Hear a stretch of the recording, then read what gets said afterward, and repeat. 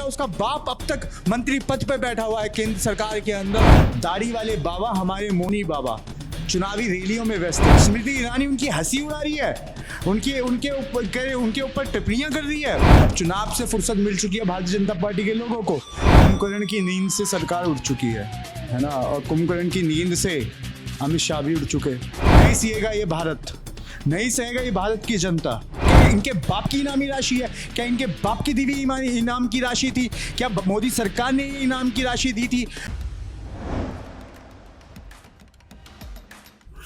पहलवानों का धंधा लगातार अलग अलग मोड़ ले रहा है। वहीं पर जो पॉस्को एक्ट ब्रजभूषण पे लगे हुए थे, उस बच्ची ने भी अपना केस वापस ले लिया। ये सूत्रों में और खबरों में लगातार चल रहा है। और वहीं पर अमित शाह पहलवानों से मिलने गए, जिसमें बजरंग पुनिया, साक्षी मलिक और विनेश फोगाट मौजूद थे। करीब 2 घंटे की बातचीत चली है वहां पर। और वहीं पर अमित शाह ने उन्हें आश्वासन दिया है कि जल्द से जल्द जो कार्रवाई होगी और उनको इंसाफ मिलेगा। उससे पहले अनुराग ठाकुर भी मिल चुके थे जनवरी टाइम पे, जब पहलवानों ने जंतर मंतर पर धरना दिया था। उसके बाद जंतर मंतर से धरना उन्होंने हटा दिया था, लेकिन दोबारा उनको धरना देना पड़ा क्योंकि उनको संतुष्टि नहीं हुई और उचित जांच नहीं हुई। उसी सब पे बात करने के लिए हमारे पास मोहित गौर जी हैं। इनसे बात करेंगे कि जैसे लगातार पहलवानों का धरना चला, 28 मई को बहुत सारी चीजें दिल्ली में हुई जिसको पूरे देश ने देखा, और वहीं पर अलग अलग खाप पंचायत हो या किसान हो या विपक्ष हो, लगातार धरने कर रहा है और एक रणनीति बना रहा है कि सरकार को पहलवानों से इंसाफ कैसे मिल सके और ब्रजभूषण को जेल कैसे हो। वहीं पर एक नई खबर आई है कि जो पॉस्को एक्ट जिस बच्ची के द्वारा लगाया गया था, तो उसने भी अपना केस वापस ले गया। लगातार खबरें ये भी आ रही है। वहीं पे अमित शाह 3 जून को पहलवानों से मिले हैं, बजरंग बली, साक्षी मलिक और विनेश फोगाट से करीब 2 घंटे की बातचीत चली है और सारी चीजें उन्होंने अमित शाह को बताई और अमित शाह ने उनको आश्वासन दिया है कि आपकी जो परेशानी है उसको सॉल्व किया जाएगा और जल्द से जल्द इसका समाधान निकाला जाएगा। तो इन सब प्रकरणों को आप किस तरीके से देखते हैं? देखिए, पहले तो बहुत बहुत शुक्रिया आपके सभी दर्शकों को मेरी तरफ से जय श्री राम। देखिए, कुंभकर्ण की नींद से सरकार उठ चुकी है ना, और कुंभकर्ण की नींद से अमित शाह भी उठ चुके। पर मैं एक बात कहना चाहूँगा कि जैसे बेटियों को जो परेशान किया गया है, इतने दिन वो बैठी रही जंतर मंतर पे, उसके बाद उनके साथ जो बदसलूकी जो सरकार ने की, क्या वो जख्म भूल पाएंगी? नहीं भूल पाएंगी, है ना।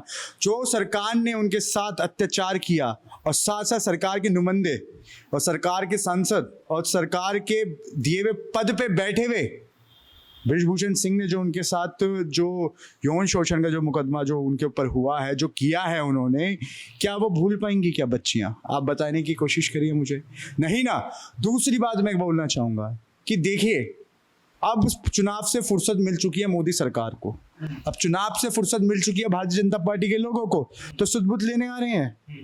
वहीं पे मैं अभी कुछ दिनों पहले मैं एक इंटरव्यू देख रहा था स्मृति ईरानी का, वो टाइम्स ऑफ भारत पे बैठी भी बोल रही हैं कि होता रहता है, और वो बोल रही हैं पहलवानों के बारे में कि ऐसा हो गया होगा।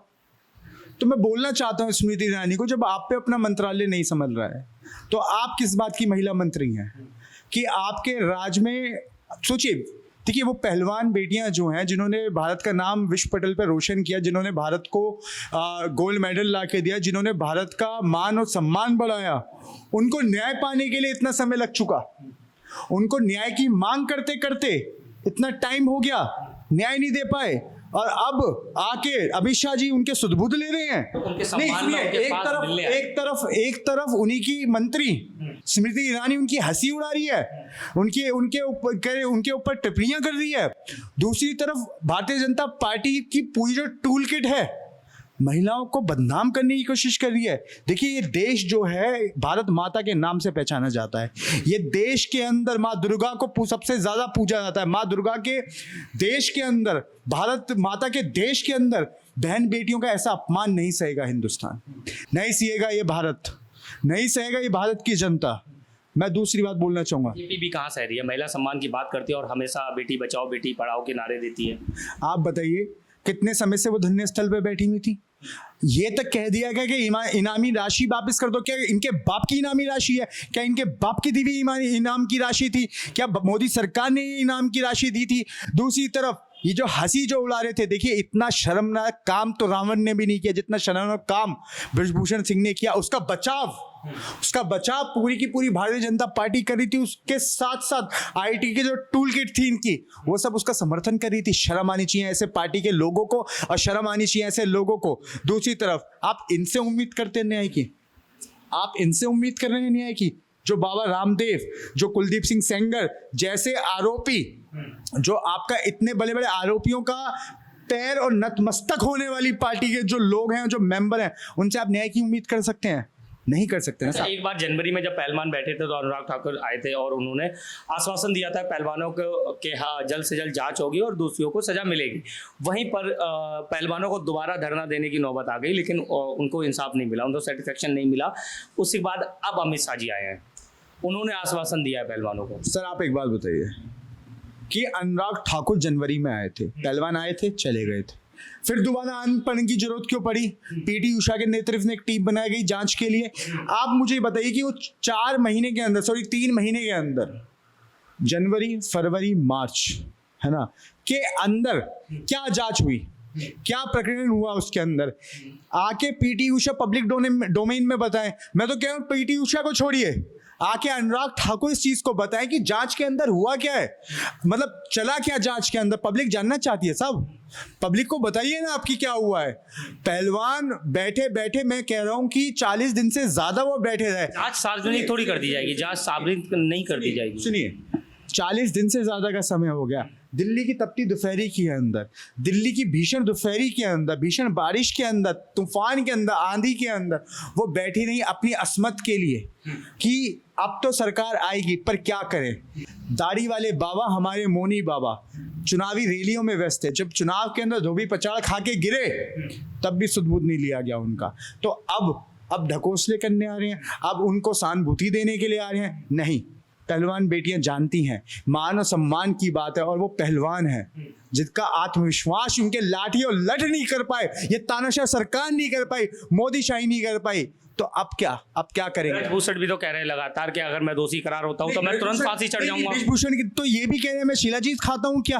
आप बताइए, ऐसे आपत्तिजनक जो भाषा का इस्तेमाल करने वाला व्यक्ति है, संवैधानिक पद पे अब तक बैठा हुआ है, जिसके ऊपर एफआईआर, जिसके ऊपर पोस्को एक्ट तक लग चुकी है, वो व्यक्ति अपने संविधान पोस्को एक्ट हट चुका है, हट चुका है वो। चलिए ठीक है, आपकी बात मान लेते हैं, ठीक है, पर एफआईआर तो हुई है।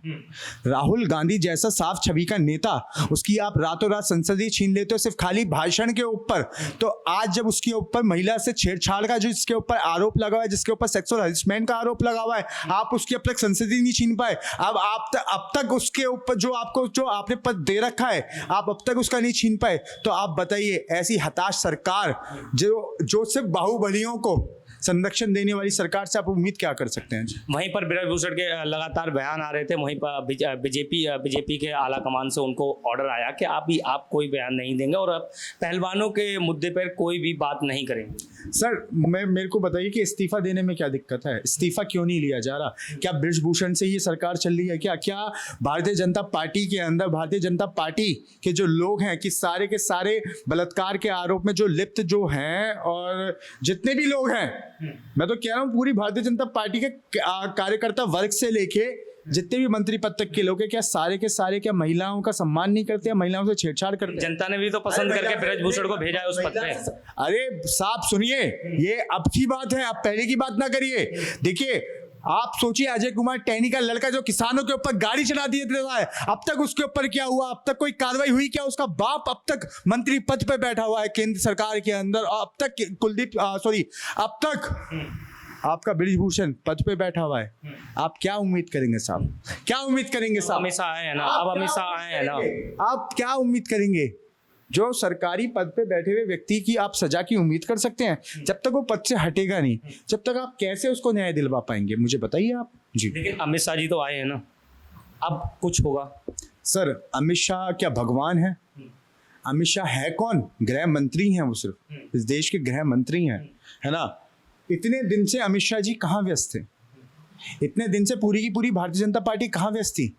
कभी कहते हैं कि ये जो आरोप लगा रही हैं बेटियां, ये झूठ बोल रही हैं, कभी बोलते हैं कि बरगलाने का काम कर रही हैं, कभी कह रहे हैं कि राजनीतिक स्टंट कर रही हैं, कभी कह रहे हैं कि बेटियां बेटियों को धर्म और जात पे बांट दिया गया। इन बेटियों का जो इन्होंने इतना जो इन लोगों का जो सम्मान जो इन्होंने जो भारत को दिया था, वो सम्मान को जिन्होंने चूर चूर किया है, और इनकी जो इज्जत के ऊपर जो जिस प्रकार से भारतीय जनता पार्टी के लोगों ने आरोप और प्रति आरोप का जो खेल खेला है, ये हिंदुस्तान नहीं भूलेगा, ये भारत नहीं भूलेगा। ना एक एक नौजवान से लेके भारत का एक एक व्यक्ति ये कभी नहीं भूलेगा। अच्छा, लगातार जांच चल रही है, उसी के बीच में बहुत सारी खबरें जांच ऐसी में हो क्या रहा है? अच्छा, जांच में हो क्या रहा है? उसमें खबरें भी आ रही है। एक तरफ जो पोस्को एक्ट आप में बताइए, अगर पिछली सरकार के अंदर अगर यहीं पे एक बृजभूषण सिंह बकरुद्दीन होता, तो अब तक तो लेके पूरी भारतीय जनता पार्टी रोडों पे हाहाकार कर रही होती। आज ये भारतीय जनता पार्टी घरों में बैठी हुई है। सब बचाने की कोशिश ना करें इनको। आपके घर में भी माँ बहन बेटियां हैं, ये सोचने की कोशिश करिएगा जी। अच्छा, एक तरफ जहाँ पर लगातार अलग अलग मोड़ देखने को मिलते हैं, जो पोस्को एक्ट में जिसमें लगाए गए थे नाबालिग पहलवान के, उसके चाचा जी आके कहते हैं कि नाबालिग नहीं थी वो, और वहीं पर अब केस आता है कि पोस्को एक्ट जो लगा हुआ था नाबालिग का, उसने केस वापस ले लिया है। सर देखिए, इनको बचाने की कोशिश करी जा रही है। क्या पता सरकार के दबाव में ये सब चल रहा हो, क्या पता सरकार के दबाव के अंदर प्रेशर बनाया गया हो। ये तो पर्दे के पीछे का खेल हो रहा है ना साहब। वो जिनके अंदर साहस है, जिनके अंदर जो साहस और जो जिनके अंदर आत्मविश्वास, जिन्होंने भारत का नाम रोशन किया, वो बेटियां जिनका ना आंधी उनको हिला पाई, ना ये धूप हिला पाई, ना ही उनका आत्मविश्वास कोई भी कठिनाई उनकी लाठी लठ उनका अहंकार नहीं हटा पाया, वो तो टिकी पड़ी हैं सब अब तक सामने हैं।